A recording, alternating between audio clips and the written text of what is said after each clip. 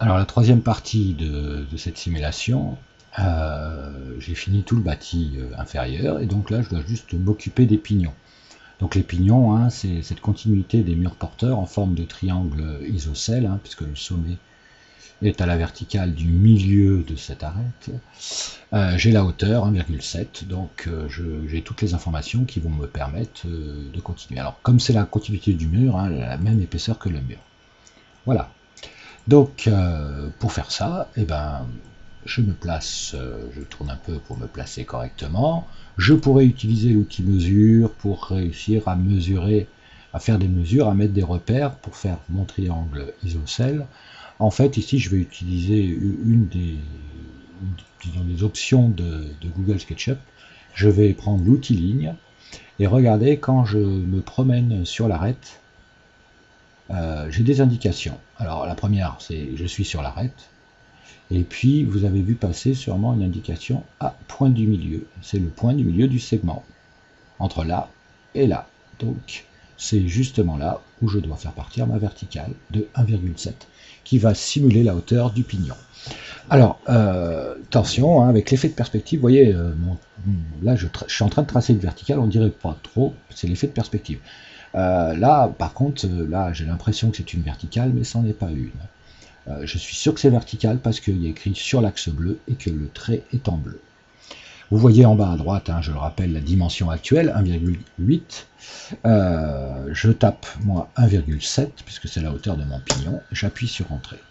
Le crayon est toujours actif. Je descends ici et je continue à dessiner mon triangle.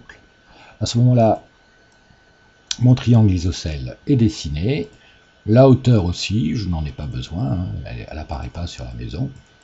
Donc je la gomme et ensuite je donne l'épaisseur du mur en utilisant le poussé tiré. Voilà.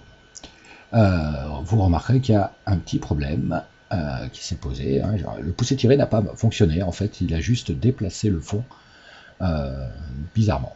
Bon, alors ça c'est parce que Google essaie, enfin le logiciel essaie d'interpréter ce que je veux faire.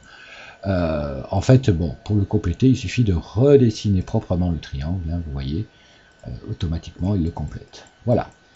Je fais exactement la même chose de l'autre côté, pour faire le second pignon, donc ligne, je regarde le milieu, je monte en vérifiant que c'est bien vertical, c'est-à-dire que c'est coloré en bleu, de 1,7, et ensuite je dessine la suite de mon triangle.